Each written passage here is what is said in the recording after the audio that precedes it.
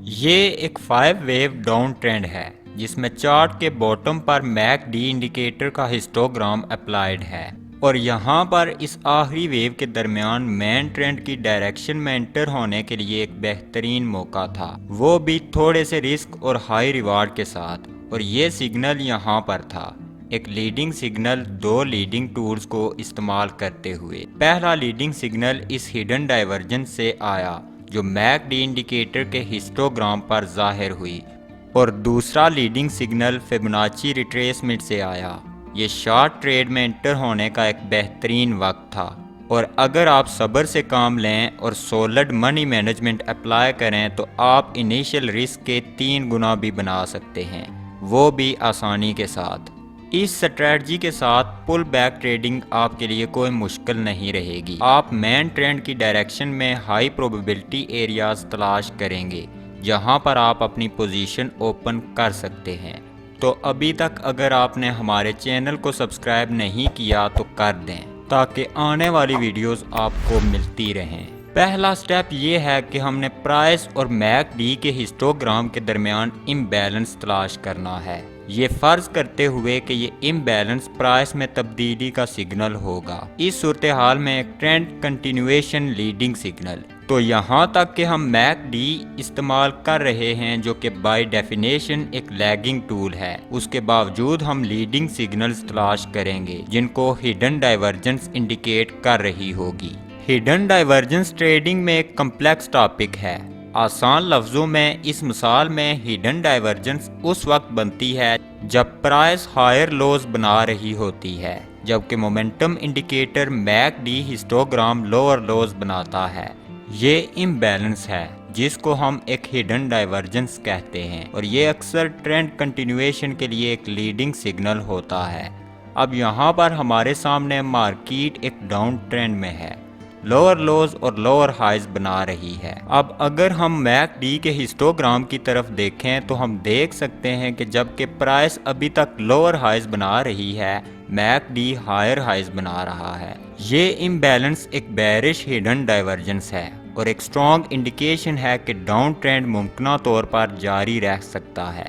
Hidden divergence को identify करने के लिए मैकडी का इस्तेमाल एक लीडिंग टूल के तौर पर होता है जो पोटेंशियल ट्रेंड कंटिन्यूएशंस को आइडेंटिफाई कर सकता है, या यूं समझ लें कि ये शॉर्ट टर्म रिट्रेसमेंट के रिवर्सल को आइडेंटिफाई करता है और दूसरी तरफ एग्जिस्टिंग ट्रेंड की कंटिन्यूएशन को भी। तो याद रखें, हिडन डाइवर्जेंस को आमतौर पर किसी भी ट्रेंड के दौरान शॉर्ट टर्म रिट्रेसमेंट के दौरान तलाश किया जा सकता है। 50% फिब लेवल एक की लेवल है जो किसी भी प्राइस मूव के निसफ पॉइंट को रिप्रेजेंट करता है। जब प्राइसेस एक पुल बैक के दौरान इस लेवल तक रिट्रेस करती हैं तो ये इंडिकेट कर सकती हैं कि प्रीवियस ट्रेंड अभी तक मौजूद है और अभी तक ये मुमकिन है कि ट्रेंड कंटिन्यू ही रहे।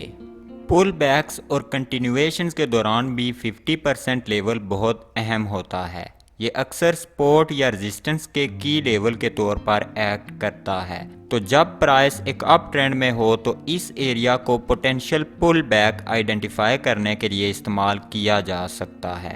अगर प्राइस इस एरिया तक रिट्रेस करती है और रुक जाती है तो ये इंडिकेट करता है कि अप ट्रेंड कंटिन्यू रह सकता है। तो इस लेवल पर आपको बाइंग अपॉर्चुनिटी ढूंढनी चाहिए। एक डाउन ट्रेंड के दौरान अगर प्राइस इस लेवल तक रिट्रेस करती है और ये लेवल इसको होल्ड कर लेता है तो ये भी इंडिकेट करता है कि डाउन ट्रेंड कंटिन्यू रह सकता है।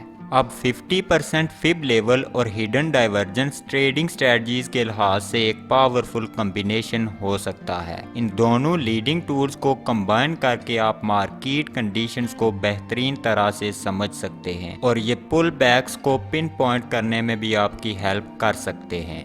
आइडिया बहुत ही आसान है। अगर आप देख रहे हैं कि मैकडी के हिस्टोग्राम पर एक हिडन डाइवर्जेंस बन रही है जबकि प्राइस 50% फिब लेवल को अप्रोच कर रही है तो ये एक पोटेंशियल ट्रेंड कंटिन्यूएशन ट्रेड का बेहतरीन सिग्नल हो सकता है। तो फिर स्ट्रेटजी वर्क कैसे करती है? अब से आपने हिडन डाइवर्जेंस को पुल बैक के पोटेंशियल एंड के तौर पर कंसीडर करना है। अब यहाँ पर पहले आप देख सकते हैं कि प्राइस ने एक हायर लो बनाया है अगर इसको इनिशियल लो से कंपेयर करें तो, लेकिन मैकडी के हिस्टोग्राम ने एक लोअर लो बनाया है। तो एक बुलिश हिडन डाइवर्जेंस तलाश करने के लिए आपने एक अप ट्रेंड के दौरान प्राइस पर बनने वाली लोज को ओसिलेटर पर बनने वाली लोज से कंपेयर करना है। आपने मैकडी या प्राइस की स्विंग हाइज में इंटरेस्ट नहीं लेना। जब आपको इम्बैलेंस मिल जाए तो आपने दूसरे लीडिंग सिग्नल को तलाश करना है। तो आपने फिबोनाची रिट्रेसमेंट टूल अप्लाई करना है। जैसा कि आप देख सकते हैं कि हमारे पास एक हिडन डाइवर्जेंस है जो कि प्रीवियस पुल बैक के पोटेंशियल रिवर्सल का सिग्नल कर रही है और उसके साथ 50% फिब लेवल भी अलाइन है जो बिल्कुल इसी चीज का सिग्नल है। हिडन बुलिश डाइवर्जेंस एक ट्रेंड में कहीं पर भी बन सकती हैं, लेकिन अपनी ट्रेड के कामयाब होने के चांसेस को बढ़ाने के लिए आपने सिर्फ उन बुलिश डाइवर्जेंस पर फोकस करना है जो एक अप ट्रेंड के दौरान बनी हूँ। अब यहाँ पर एक क्लियर बेरिश डाइवर्जेंस है जिसमें प्राइस लोअर हाइज बना रही है जबकि मैकडी हायर हाइज बना रहा है। इस तरह का इम्बैलेंस डाउन ट्रेंड करेक्शंस के दौरान जाहिर होता है। तो एक डाउन ट्रेंड के दौरान आपने प्राइस पर बनने वाली हाइज को इंडिकेटर पर बनने वाली हाइज के साथ कंपेयर करना है। हिडन बेरिश डाइवर्जेंस तलाश करने के लिए आपने स्विंग लोज में इंटरेस्ट नहीं लेना। एक दफा फिर मैं रिपीट कर देता हूँ, ये डाइवर्जेंस थ्योरी आपको बताती है कि स्ट्रॉन्ग प्रोबेबिलिटी है इस चीज की कि डाउन ट्रेंड कंटिन्यू रहेगा और ये पुल बैक एक एंड पर आ चुका है। फिर आपने फिब रिट्रेसमेंट अप्लाई करना है। मैकडी की स्विंग हाइज की बुनियाद पर स्टार्टिंग पॉइंट यहाँ पर होगा। तो आपने एक बेरिश डाइवर्जेंस तलाश कर ली जो कि इस पुल बैक के रिवर्सल की तरफ सिग्नल कर रही है जो कि 50% फिब लेवल के पास रुक गया है जो कि सेम सिग्नल है यानी पुल बैक रिवर्सल का। इस मिसाल में प्राइस ने चार्ट पर एक हायर लो बनाई जबकि मैकडी ने एक लोअर लो बनाई। तो ये एक हिडन बुलिश डाइवर्जेंस है। अब यहाँ पर आपने फिबोनाची रिट्रेसमेंट लेवल ऐड करना है। हम देख सकते हैं कि प्राइस ने इस लेवल को अप्रोच किया है जो एक पोटेंशियल सपोर्ट के तौर पर काम कर सकता है। जैसे ही प्राइस इस एरिया को हिट करे फिर आपने बाय सिग्नल तलाश करना है। बाज औकात प्राइस 61% तक के लेवल तक भी रिट्रेसमेंट कर सकती है। आप वहां भी बाय सिग्नल तलाश कर सकते हैं। आप उस वक्त इंटर हो सकते हैं जब प्राइस इस लेवल के आसपास हो जो कि एक ज्यादा एग्रेसिव एंट्री होगी, या फिर आप कैंडलस्टिक पैटर्न के बनने का इंतजार कर सकते हैं। पिन बार्स या इनगल्फिंग कैंडल्स इजाफी कंफर्मेशन पैटर्न्स हैं जो जाहिर करते हैं कि बायर्स प्राइसेस को ऊपर ले जाने की कोशिश कर रहे हैं। तो एक बाय एंट्री इस तरह के पैटर्न के बाद भी हो सकती है। आप स्टॉप लॉस 61% लेवल या 78% लेवल पर प्लेस कर सकते हैं और आपका initial target previous swing high होगी। अगर आप ज्यादा प्रॉफिट लेना चाहते हैं तो आप फिब एक्सटेंशंस अप्लाई कर लें।